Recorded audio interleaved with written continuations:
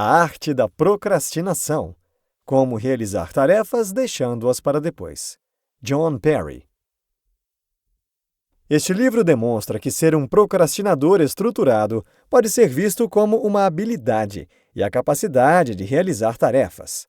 São apresentadas ideias filosóficas de autoajuda, histórias e sugestões que podem ser benéficas para um procrastinador deprimido não encarar a procrastinação como o pior defeito do mundo. Entretanto, é necessário reconhecer que, dependendo de seu nível, a procrastinação pode ser considerada uma manifestação de problemas depressivos mais profundos, onde se faz necessária ajuda profissional. Procrastinação estruturada. A procrastinação estruturada é a arte de transformar um aspecto negativo em algo que pode trabalhar por você.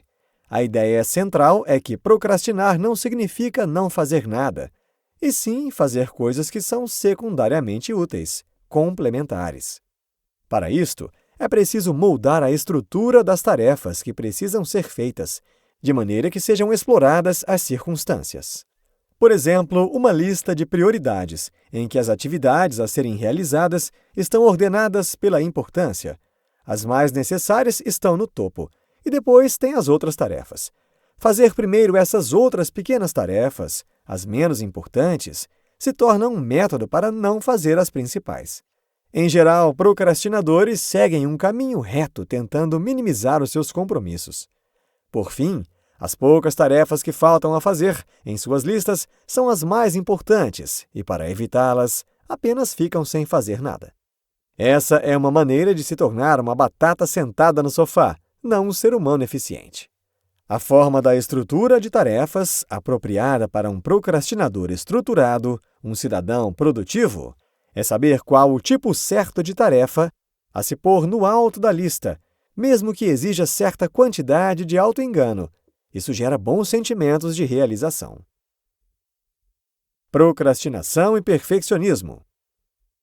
Já senti tanta culpa e tortura emocional por causa da minha incapacidade de seguir os meus muitos projetos, ou, na verdade, minha escolha de não segui-los, porque sei que sou totalmente capaz de seguir e completar os meus projetos.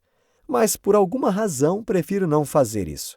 Sou uma procrastinadora tão profunda que me recuso a me comprometer com outras pessoas em projetos, sabendo que vou desapontá-las. Esta foi uma mensagem recebida pelo autor em um feedback à sua literatura. Entre as linhas foi que John percebeu que o perfeccionismo pode levar à procrastinação. Ele se refere ao perfeccionismo como uma questão fantasiosa. Veja este exemplo quando John recebe o trabalho de fazer uma avaliação literária. Eu aceito a tarefa. Eu me imagino escrevendo o melhor parecer do mundo. Imagino a editora recebendo meu trabalho e dizendo: "Uau, é a melhor avaliação que já li." Isso é perfeccionismo no sentido pertinente. Mas, continuando a história, o que realmente ocorre com John? Ele vai fazer outras coisas e, por umas 6 semanas, recebe um e-mail da editora perguntando quando ela receberá o trabalho. Então, finalmente, ele inicia a tarefa e sua estrutura de fantasia muda. Em sua imaginação, ele não se vê mais escrevendo a melhor avaliação. Ele imagina alguma mulher em um escritório de Nova York, indo para a reunião editorial de mãos vazias, onde a aguardam com a avaliação do manuscrito. "Desculpe", ela fala ao seu chefe. "Contei com o John de Stanford, mas ele não me entregou o parecer." "Chega", diz seu chefe. "Você está demitida." A partir daí, com o prazo curto, já não existe para John a necessidade do perfeccionismo, e sim de fazer um trabalho adequado. No fim, as coisas saíram bem. O relatório não estava perfeito, mas estava bom o suficiente e foi entregue no prazo. A sua procrastinação estruturada funcionou. Claro que dá para melhorar. Seria bem mais simples se John tivesse se permitido fazer um trabalho imperfeito desde o início e começado antes, concluindo-o em algumas horas de um dia. Porém, isso exige um pouco de autodisciplina, e o autor tem uma sugestão: a triagem de tarefa. Significa basicamente avaliar as tarefas de acordo com a urgência. Outras questões a se examinar na tarefa são: quão útil seria um trabalho perfeito aqui? Quão útil seria um trabalho apenas adequado? Qual é a probabilidade de eu realmente realizar algo perto de um trabalho perfeito? Qual diferença vai fazer para mim e para outras pessoas se for perfeito ou não? Geralmente, a resposta será que um trabalho não tão perfeito funciona bem, além da conclusão de que a perfeição é inalcançável. Lista de tarefas. Fazer uma lista de tarefas diárias tem a função principal de dar ao procrastinador a experiência de riscar tarefas quando são terminadas. Isso funciona como um pequeno impulso psicológico, pois ajuda a pensar em nós mesmos como realizadores, conquistadores e não lerdos preguiçosos. É bem apropriado fazer a lista de tarefas do dia antes de ir dormir e depois deixá-la ao lado do despertador. Por exemplo, a lista de John começa assim: 1. Desligar o alarme. 2. Não apertar o botão soneca. 3. Sair da cama. 4. Ir ao banheiro. 5. Não voltar para a cama. 6. Descer. 7. Fazer café. Logo, ao sentar-se para tomar a sua primeira xícara de café, John já pode riscar 7 itens de sua lista. Isso faz com que ele se sinta bem.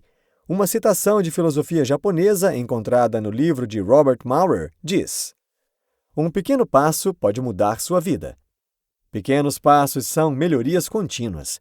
As tarefas podem ser de qualquer origem, sendo incomuns ou itens que se repetem diariamente. Divida-as em subtarefas menores, menos exigentes. Inclua o que não quer fazer, junto com o que fazer. Por exemplo, sentar-se à mesa, não no sofá. Entre no ritmo. Get Rhythm é uma ótima canção de Johnny Cash. Ouço essa música e as coisas começam a brilhar. O ritmo me impele a me levantar e me mover, diz o autor. É fato que a música possui uma conexão direta com as emoções. Ouvir e ou cantar uma canção pode nos animar quando estamos para baixo, pode nos acalmar, nos fazer relaxar, nos trazer memórias. Grande parte dos procrastinadores sofrem ataques de depressão. Alguns casos de depressão exigem psicoterapia e ou remédios. Mas a música certa ajuda muito. Assim é com o John. Existe uma única questão que pode ser um problema. A escolha da música errada pode piorar tudo. Quando você está triste, não vai ajudar a ouvir e cantar uma música sobre dor e sofrimento. Use a música para combater a procrastinação. Decida começar uma tarefa enquanto dura o momento musical. Escolha uma estação de rádio animada. Aumente o volume. Faça uma lista com os clássicos que lhe agradam. Ouça seu CD favorito. O computador e o procrastinador. O computador pode ser uma perdição para o procrastinador, porque ele facilita a perda de tempo em tentadoras e fáceis buscas irrelevantes. É necessário ter disciplina para navegar sem se afogar. Uma sugestão é colocar um alarme para interrompê-lo depois de 1 hora navegando, por exemplo. Outra questão é a forma de enviar e receber e-mails. Ao mesmo tempo que é uma tecnologia eficaz, pode gerar agonia, pois o trabalho enviado chega instantaneamente e, às vezes, a resposta é imediata também, trazendo de volta a tarefa que você havia acabado de eliminar. Colaborando com o inimigo? Uma boa forma de superar a procrastinação sugerida pelo autor é juntar-se a pessoas que não sejam procrastinadoras. Há alguns anos, John teve uma ideia para um programa de rádio sobre filosofia.